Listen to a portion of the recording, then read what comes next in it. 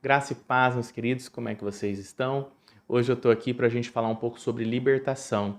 Eu quero abordar um pouco com vocês sobre mapeamento espiritual e ninho de demônios. É muito importante vocês entenderem que o processo de libertação, ele é algo profundo e que precisa do Espírito Santo para que seja revelado quais são as coisas que estão escravizando a vida de alguém. Quando nós falamos de mapeamento espiritual, né, você já deve talvez ter ouvido falar sobre isso, mas para quem nunca ouviu, se trata daquele processo em que você preenche uma lista ali com todos os pecados e envolvimentos com seitas, com feitiçarias, com idolatrias. Você preenche uma lista ali de tudo que você lembra que você praticou na sua vida e ali você começa então a confessar esses pecados junto com uma outra pessoa que está ali orando por você, né? E você começa a renunciar tudo isso, quebrar tudo isso, declarar que aquelas coisas estão quebradas e que você está recebendo o perdão de Deus naquelas áreas em que você está confessando ali, né? O problema do mapeamento espiritual é quando as pessoas começam a criar uma expectativa de que a confissão daquilo dali, a admissão de culpa foi o suficiente para que uma libertação completa acontecesse na vida dela, né? As pessoas acham que o que Deus está querendo é uma admissão de culpa, onde eu admito, eu fiz, Deus me perdoe. E, na verdade, a libertação não é isso, né? A libertação, ela é um processo de cura interior, aonde são arrancados de você não somente aquela culpa do pecado, mas também as coisas que levaram você ao pecado, né? Porque nós temos que entender que pecado não é só um comportamento, pecado não é só uma prática. Pecado é uma mentalidade errada que eu carrego na minha mente, no meu coração e que está ali dirigindo a minha vida e eu não estou percebendo. Eu estou sendo guiado por esses pensamentos enganosos, por esses sentimentos enganosos, e esses pensamentos e sentimentos é o que me levam muitas vezes ao pecado e depois me levam a me destruir pela culpa que aquele pecado gerou. Então, quando a gente fala de ninho de demônios, é porque o problema, muitas vezes, não está apenas no comportamento que alguém teve, né? Os demônios, eles não estão alojados na vida daquela pessoa só porque ela cometeu um pecado, ou ainda que ela tenha cometido vários pecados e comportamentos. Às vezes os demônios estão ali ainda porque os sentimentos que levaram aquela pessoa ao pecado e também os sentimentos que o pecado gerou na vida dela ainda permanecem lá, porque a pessoa não entendeu que confessar é um ato de entrega, é um ato onde eu deixo Deus tratar o meu coração, mudar a minha mente, para que tudo aquilo que me gerou uma vida de escravidão seja totalmente apagado do meu interior. As pessoas acham que o pecado tem que ser apagado lá no mundo espiritual, num plano que nós não temos acesso. Não, lá Deus vai fazer vai passar uma borracha, né, no que você fez. Não, não é lá que tem que ser apagado, é aqui e aqui que tem que ser apagado. Né? Esquecendo-me das coisas que para trás ficam, eu prossigo para o alvo. Eu só consigo esquecer de verdade o que eu fiz quando aquilo é curado dentro de mim, quando eu entendo que aquilo não é mais um problema, quando eu entendo que Jesus, ele realmente apagou e a fé precisa substituir sentimentos que estão aqui dentro que eu estou carregando, fardos que eu estou carregando no meu interior e na minha mente. Vou contar para vocês aqui a história de uma pessoa, apenas para poder exemplificar para vocês o que eu estou querendo passar de mensagem. Uma moça, ela ouviu durante muito tempo da vida dela a mãe dela dizer para ela que ela seria beata, que ela não casaria com uma pessoa boa, né? Porque ela estava vivendo uma vida desregrada. Naquela época, né, era pior do que hoje, né? Quando uma mulher ela já tinha saído com alguns homens, ela era muito mais mal vista do que é hoje, né?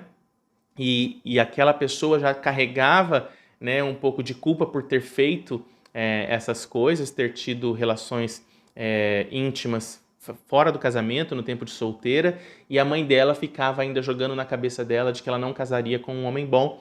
Então essa mulher, ela acabou encontrando uma pessoa que ela achava que era um bom partido, porque ele falava para ela que tinha bens e tinha sítios e levava ela para conhecer os sítios dele e tal, e ela achava então que tinha encontrado um bom partido e que amava ela, né? Então ela teria ali naquele momento conseguido fugir da maldição que a mãe dela tinha jogado sobre ela, dizendo que ela não se casaria com um bom partido por causa das coisas que ela tinha feito.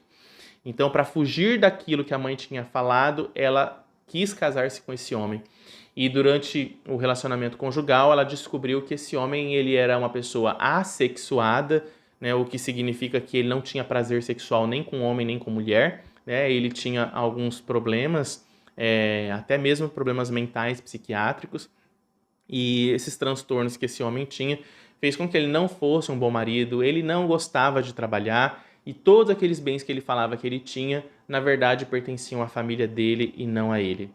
Bom, essa pessoa, então, ela ficou infeliz dentro daquele casamento e ela acabou se apaixonando por um homem que era uma pessoa que dado às mulheres, né, que gostava muito de sair com várias mulheres, já estava no terceiro ou quarto relacionamento de união estável e ainda tinha algumas amantes, né? Ela acabou se envolvendo com ele e com medo dele então continuar com amantes mesmo estando com ela, ela foi lá e encomendou uma obra de feitiçaria para poder prender a alma daquele homem, a alma dela, para que ele não traísse mais ela.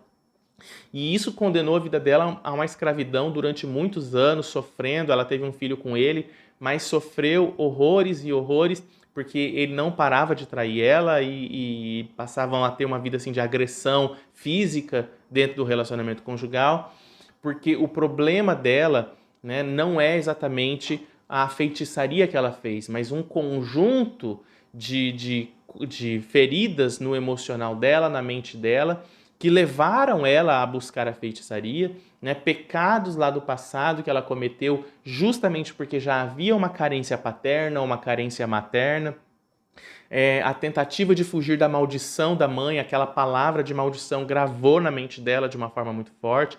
Então, existe um conjunto, né, de situações que marcaram o emocional, a estrutura de pensamentos dela, que faz a vida daquela pessoa ser um ninho para demônios. Né? Não é um ato apenas, não é a prática dos pecados em si, mas aquilo que está dentro dela que faz com que esses demônios fiquem voltando e voltando e voltando. Bom, dito isso, você começa a entender que não adianta você apenas confessar o pecado. O que você precisa é se abrir para a cura, para receber de Deus uma nova mentalidade. Nós precisamos ser transformados pela renovação da nossa mente para conhecer a vontade de Deus. Nós precisamos dessa transformação para que o diabo não tenha mais poder. Porque enquanto as mentiras do diabo ainda estiverem dentro daquela pessoa, o diabo ainda vai ter muito poder de agir na vida dela. E quando eu falo mentiras, eu estou falando de sentimentos, eu estou falando de pensamentos que são mentirosos, como carência, sentimentos de culpa, sentimentos de rejeição, de inferioridade, a sensação de estar debaixo de uma maldição. Né? Toda essa crença gera uma alma perturbada, né? Gera um ninho para que esses demônios ajam. Então, quando você começar a tentar trabalhar o mapeamento espiritual da sua própria vida ou da vida de uma pessoa, lembre-se que o problema não está somente no comportamento, não está somente nas práticas que aquela pessoa fez que feriram alguma lei de Deus. Olhe para o coração daquela pessoa. O que aquela pessoa sentiu ou o que você sentiu quando passou por tudo isso. E depois de ter confessado isso para Deus, o sentimento ainda está lá, um receio de aquilo ainda ter algum poder sobre você, o receio daquela prática não ter sido totalmente perdoada, o receio de você ainda sofrer consequências e merecer ainda passar por consequências por ter feito tudo aquilo e você ter que aceitar que a sua vida vai continuar daquele jeito. Né? Quais são os pensamentos e sentimentos que estão em você ou que estão naquela pessoa que você está tentando ajudar? Porque esses sentimentos e pensamentos que são os enganos aonde o diabo se aloja. Para uma libertação acontecer, o Espírito Santo precisa revelar para aquela pessoa os sentimentos escondidos. E é preciso, às vezes, de um processo. Essa pessoa precisa ser direcionada para Deus, mostrando para ela que o próprio Deus vai fazer ela se lembrar de sentimentos e pensamentos que estão dentro dela e que muitas vezes ela não discerne. Porque às vezes a gente sente algo e a gente não sabe o que é aquilo que a gente está sentindo.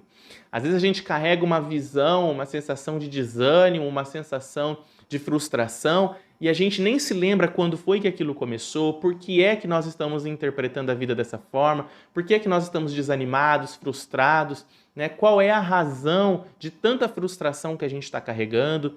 A gente acaba não se lembrando e às vezes a gente olha pra gente, a gente sente algo e a gente nem sabe que aquilo é frustração, nem sabe que aquilo é desânimo, nem sabe que aquilo é culpa, nem sabe que aquilo é falta de perdão, falta de amor, que é rejeição. A gente não sabe o que é que sente, né? E precisa de uma obra do Espírito Santo para revelar o que é que você está sentindo.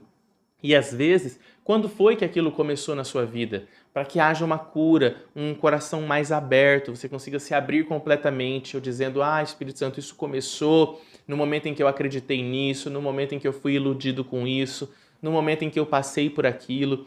Então, o coração precisa se abrir, isso é confessar. Confessar é uma abertura de coração para que você tenha uma libertação mais completa, mais profunda, e não sejam apenas os atos perdoados, mas o coração perdoado, e o coração renovado, mente renovada. Porque no momento em que você começar a pensar como Cristo, sua mente se blinda de fé, e a fé é um escudo contra o diabo, né? Nós resistimos ao diabo através da fé. E o que é fé? Fé é o pensamento correto. Fé é eu pensar que estou em Cristo, sou mais do que vencedor em Cristo Jesus, não tenho por que temer o diabo, não tenho por que temer os pecados que cometi, não tenho por que temer maldições que querem fazer contra mim, eu não tenho por que temer nada disso, porque eu temo somente a Deus e a minha vida está nas mãos dele, segura nele, a minha prosperidade vem dele, tudo que eu preciso está nele.